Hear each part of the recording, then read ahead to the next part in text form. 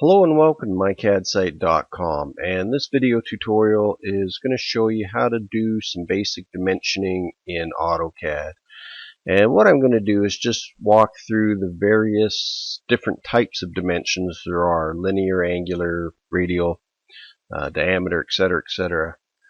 All of this is pretty straightforward, but I'm just going to add it. This is part of tutorial 4-11A if you want to get a little bit more detail on how some of these work. But for now, we're just going to walk through them, and I've just drawn a basic shape here that shows some of them. So first, we're just going to go down to our dimension, and we've got a lot of options here. So let's just start with linear. That's a very straightforward one. And that's it. So I'm just going to erase that and do it another way. Instead of picking the endpoints, you'll see if I can just press the space bar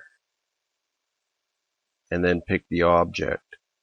And how that works is really good because what you're able to do is just select one piece. Now if I go back to the first one, I've got to pick 2 points, which first of all takes longer, and secondly I might miss that endpoint and end up with an error.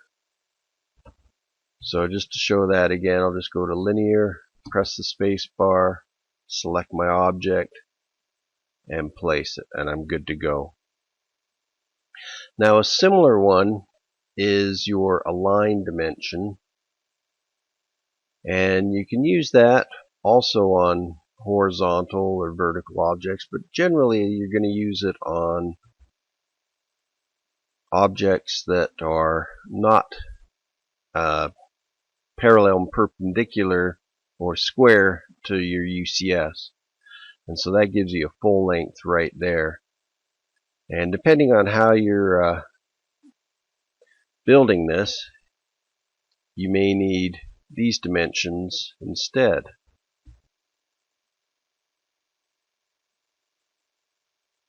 And so you might get rid of this one and just put these two in. But anyway, an align dimension is just going to easily give you a quick dimension that's parallel to the line that you're drawing. So the next one we'll look at is, just keep going down this list, go down to angular, and this will give you a measurement between two angles. And in most cases you're not going to dimension a 90-degree angle. That's usually somewhat assumed, but you will need it on angles like this, and you can do it either inside or outside, and you can see how it's dimensioned, a little bit differently there. But for most cases, I usually like to do the inside of the angle like you've got right there. And another one, just going down here, is arc length, and this is relatively new for some versions of AutoCAD.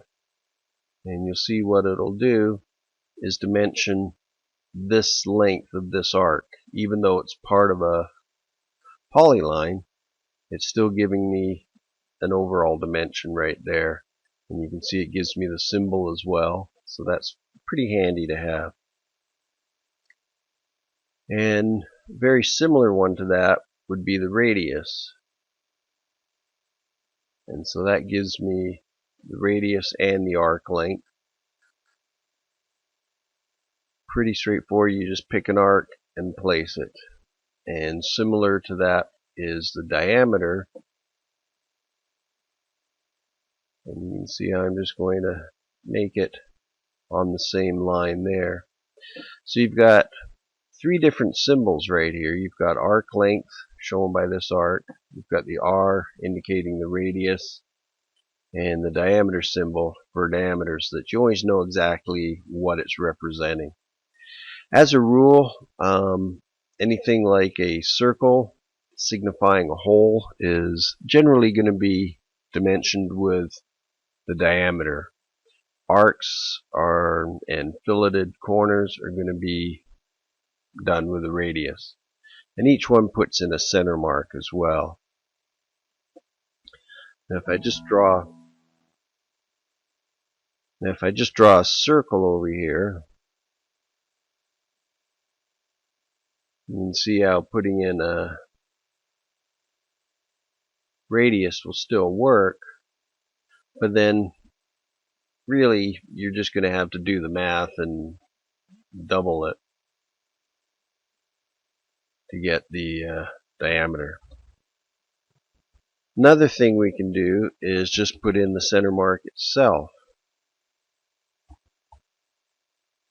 So with dim center, I can just select a circle and the center mark gets put right in there. And when I'll use that is, let's say if I'm so I'm just going to put in a dim center here, select my circle, and there it is. And where this is handy is if you want to put in a linear dimension, rather than pick the center point, you can pick the end point of your center mark, and it just looks a little cleaner to have that coming off there. Just looks a little nicer sometimes. And of course you can always grip edit and put your dimension wherever you need it. So I'm just going to show you a couple other things here. I'm just going to clean these up. And I'm going to put some linear dimensions in.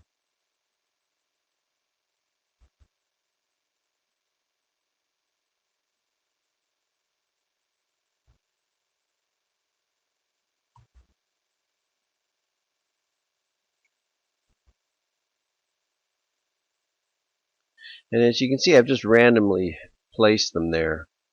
And what AutoCAD can do for you is space them all evenly for you. So you've got a little icon right here for dim spacing, adjust space, and I'm just going to select my base dimension and then select all my other ones and press enter. And then it gives me an option down on my command line here for auto. And you can see what it's done is, it's not really done what I wanted here. I'm just going to undo that and try it again, see if I missed one, which I think I did. So there's my base, and now all my other ones here. Press enter, and then enter again for auto, and it's brought everything right up here, which personally isn't quite what I wanted. And sometimes you just need to just use your grips and edit those, get them a little smoother. So now I've got them a little closer. Let's try it again, see what it does. And it still puts them up there. So that didn't work very well, but anyway, auto spacing, normally it works. In this particular instance, for some reason it didn't quite do what I wanted. So now we're going to do a couple other dimensions, and I'm going to do a linear dimension first, and then I'm going to do what's called continued dimensions, and that's right here. And what it does is it takes another dimension and another dimension, and you can see how I could just keep going with this if I needed to, but really I just need to add these two to it. And what that does is just keep working off of this one. Now if I erase these ones, you'll see that these ones still work as well.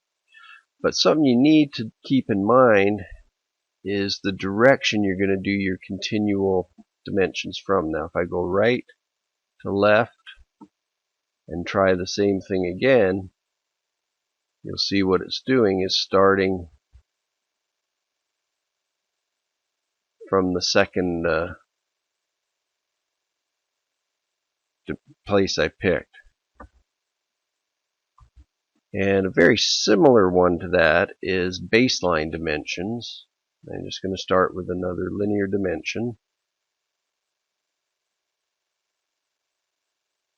And it's on the same menu here. You can go continue or baseline. And you see what it's done there. It's just gone from this first one I picked and just keep adding to an overall dimension. So it's a very quick way, very easy way of getting your dimensions in place. And the same thing applies. It all depends on how you pick your first base dimension. So if I go to baseline again, you can see how it's not really working for me like it should. So anyway, that is some of the dimensions in AutoCAD. You can get more complex with some other ones, but these are going to be the most common ones you run into in AutoCAD.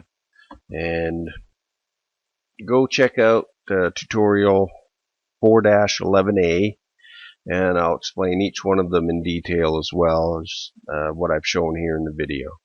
So this has been Art at my CAD site. Thanks for watching.